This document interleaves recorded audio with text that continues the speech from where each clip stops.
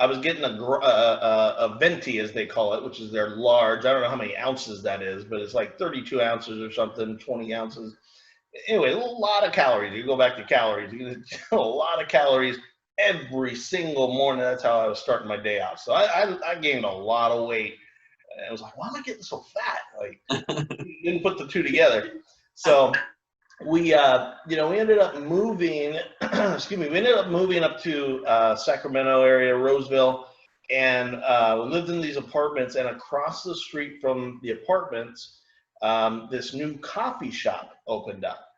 And so I thought, okay, well, I'm gonna go check out just right across the street, I'm gonna go check out the new coffee shop. And I went in this place, and it was different, definitely different than Starbucks. It had a total like hipster vibe to it. And so I go walking in there, quickly realizing that I am out of my element, like looking around, like I don't look like the other people, I'm like, okay, this is different. So I go up to the counter. It's my turn at the counter. I'm looking at the menu. I remember looking at the menu, and on the menu there's espresso, cappuccino, latte, mocha.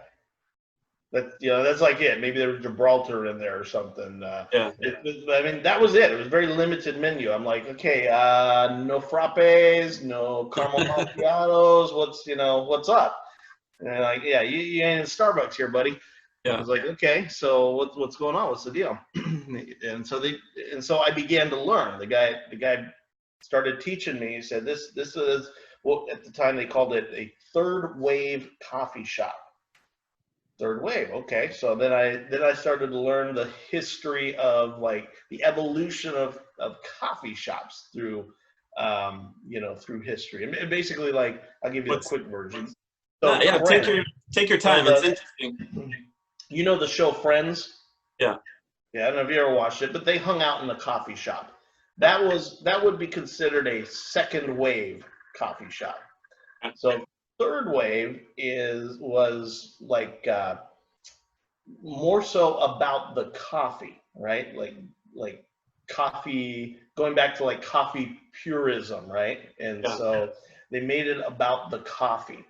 So what was interesting was this guy said, okay, you've had coffee from these other places, right? I was like, yeah, I don't really like it, to be honest with you. I never really had a cup of coffee that I like without pouring a bunch of sugar into it. He said, okay, let me have you try this coffee. I'll have you try some coffee.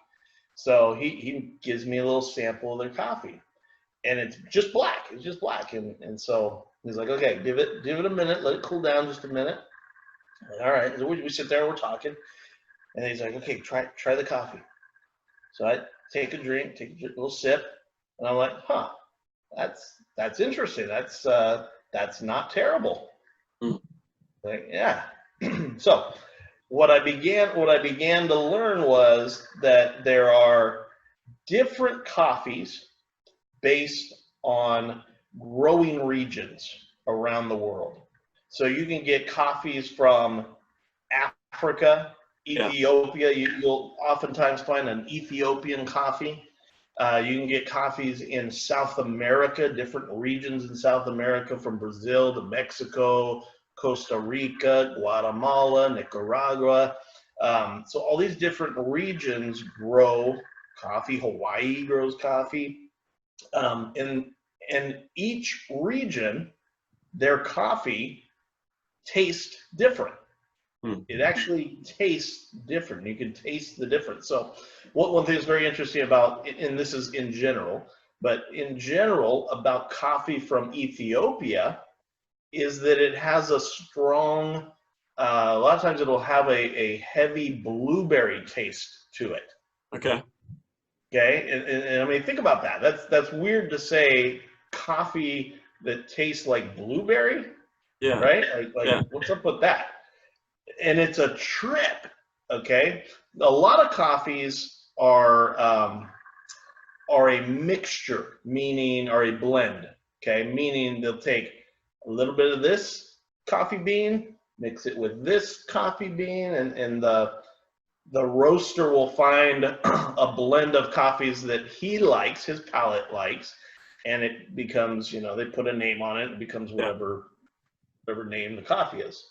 But what I learned in this particular coffee shop back there in Roseville was I learned about single origin coffee, meaning coffee from one specific place, Ethiopia, Brazil, Guatemala. And as I tried these different coffees, I found what I like the best from single origin. Now I'll still do blended coffees, just to try it out. But I became fascinated with the fact that you can have coffees from different regions and those coffees taste different. Now, on top of that, another thing that factors into it is the way that the roaster roasts the coffee.